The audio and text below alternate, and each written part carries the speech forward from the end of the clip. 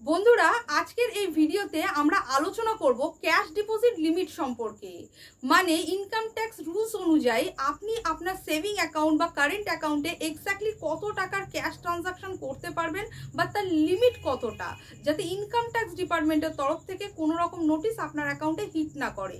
আর second হচ্ছে এই যে ক্যাশে আমরা ডিপোজিট করি, মানে ক্যাশ ট্রানজাকশনগুলো কতটা ডিপোজিট করতে পারবো বা উইথড্রল করতে পারবো, তার লিমিট কতটা, এবং কোন কোন কেসের ক্ষেত্রে ইনকাম ট্যাক্সের নোটিশ আপনার অ্যাকাউন্টে হিট করতে পারে বা কোন কোন কেসের ক্ষেত্রে ইনকাম ট্যাক্সের নোটিশ আপনার অ্যাকাউন্টে হিট করবে না, এই সমস্ত বিষয় আজকের এই ভিডিওতে আমরা ডিসকাস করব।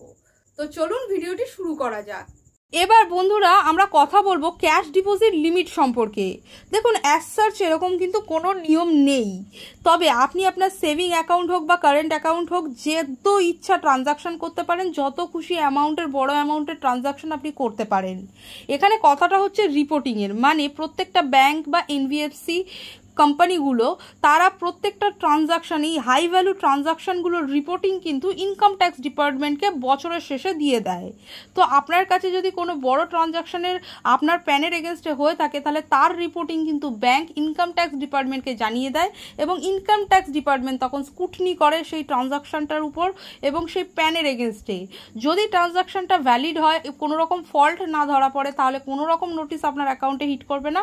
কিন্তু যদি কোনো ফল্ট ধরা পড়ে তখন কিন্তু আপনার অ্যাকাউন্টে ইনকাম ট্যাক্সের নোটিশ আসতে বাধ্য। এখানে যদি আপনি সেভিং অ্যাকাউন্টে একটা গোটা ফিনান্সিয়াল ইয়ারে 10 লক্ষ টাকার বেশি টাকা ডিপোজিট করে থাকেন, তাহলে সেক্ষেত্রে কিন্তু রিপোর্টিং কিন্তু ইনকাম ট্যাক্স ডিপার্টমেন্টে চলে যাবে।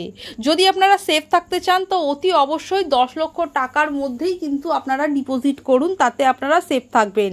আর যদি এটা কারেন্ট অ্যাকাউন্ট হয়ে থাকে সেক্ষেত্রে লিমিটটা হয় 50 লক্ষ টাকা। আর যদি আপনারা এফডি করতে চান তাহলে কিন্তু সেখানেও লিমিটটা হচ্ছে 10 লক্ষ টাকা। তবে এখানে একটা কথা বলে রাখি, অনেকে ইনকাম ট্যাক্স স্ল্যাবের আন্ডারে পড়ে না, তারা যদি বেসিক এক্সামশনের লিমিটের আন্ডারে না পড়েন, মানে প্রপার আইটিআর ফাইল না করে থাকেন, তারা অল্প অল্প করে ব্যাংকে জমিয়ে যদি বেশি অ্যামাউন্টের একটা হিউজ লামসাম তৈরি করে এফডি করাতে যায়, সেক্ষেত্রে তাদের কোনো অসুবিধা হবে না। এবার প্রশ্নটা হলো কোন কোন ট্রানজাকশানের জন্য ইনকাম ট্যাক্সের নোটিশ আপনার অ্যাকাউন্টে হিট করবে না। সেটা হচ্ছে যদি আপনি একজন বেসিক এক্সামশন লিমিটের আন্ডারে পড়েন এবং আপনার ইনকামের প্রত্যেকটা সোর্স আপনি আপনার আইটিআর ফাইলে শো করে রেখেছেন, তাহলে কিন্তু ইনকাম ট্যাক্সের কোনো নোটিশ আপনার অ্যাকাউন্টে হিট করবে না, কারণ অলরেডি কিন্তু আপনি আইটিআর ফাইলে আপনার ইনকামের স্ট্যাটাস দেখিয়ে দিচ্ছেন। আর সেকেন্ড হচ্ছে প্রত্যেকেই কিন্তু ইনকাম ট্যাক্স স্ল্যাবের আন্ডারে পড়ে না, মানে প্রত্যেকেই আইটিআর ফাইল করে না। তার কারণ হচ্ছে কি, একটা গোটা ফিনান্সিয়াল ইয়ারে কোনো ব্যক্তির ইনকাম যদি এক্সামশন লিমিট মানে 2.5 লক্ষ টাকার নিচে হয়, তাহলে তারা তো আইটিআর ফাইল করবে না। হয়তো তারা তাদের অ্যামাউন্টগুলো অল্প অল্প করে জমিয়ে একটা হিউজ অ্যামাউন্ট তৈরি করে সেটা ব্যাংকে ট্রানজাকশন করছে বা এতে হিউজ অ্যামাউন্টের ট্রানজাকশন করছে, সেক্ষেত্রে কিন্তু ইনকাম ট্যাক্সের কোনো নোটিশ আসবে না। যদি আপনি একজন স্যালারি এমপ্লয়েড পারসন হয়ে থাকেন কিংবা একজন বিজনেস পারসন হয়ে থাকেন এবং আপনার কিন্তু ইনকাম যদি ইনকাম এক্সামশন লিমিটের থেকে বেশি হয় এবং আপনার যদি ইনকাম ফ্রম আদার সোর্সেসও থেকে থাকে এবং সেগুলোর রিপোর্ট যদি আপনি আপনার আইটিআর ফাইলের মধ্যে না শো করে থাকেন, মানে মিস রিপোর্টিং করেন বা আপনি যদি প্রপার আইটিআর ফাইল না করেন, তাহলে সেক্ষেত্রে হাই ট্রানজাকশানগুলোর জন্য কিন্তু ইনকাম ট্যাক্সের নোটিশ আপনার অ্যাকাউন্টে আসতে পারে। সেক্ষেত্রে আপনাকে পেনাল্টিও দিতে হবে 50% থেকে আপ টু 200% পর্যন্ত। তাছাড়াও বন্ধুরা আমরা ক্যাশে অনেক সময় কারোর কাছ থেকে লোন নিয়ে থাকি, মানে কোনো বন্ধু বান্ধব তাদের কাছ থেকে লোন নিয়ে থাকি কিংবা আমরা লোন পরিশোধ করি, এরকমও হতে পারে। তো সেটারও কিন্তু লিমিট বাধা রয়েছে, মানে কোনো ব্যক্তির কাছে যদি আপনি লোন নিয়ে থাকেন তাহলে 20,000 টাকার বেশি ক্যাশ পেমেন্ট আপনি করতে পারবেন না। আর সেটা যদি লোন রিপেমেন্টও হয় তো তার ক্ষেত্রেও লিমিট হচ্ছে 20,000 টাকা। আর যদি ক্যাশ উইথড্রল করান, তাহলে যদি যে ব্যক্তি আইটিআর ফাইল করে না, তাহলে সে যদি 20 লক্ষ টাকার বেশি টাকা ব্যাংক থেকে উইথড্র করায়, তাহলে তাকে 2% কিন্তু টিডিএস কেটে নেয় ব্যাংক।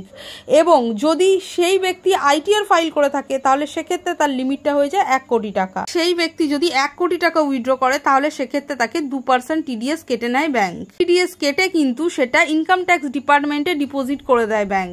যদি ক্যাশ ট্রানজাকশনের আদার লিমিটের কথা যদি বলি, তাহলে কোনো ব্যক্তি একটা সিঙ্গেল ডেতে 2 লক্ষ টাকার বেশি ক্যাশ রিসিভ করতে পারবে না।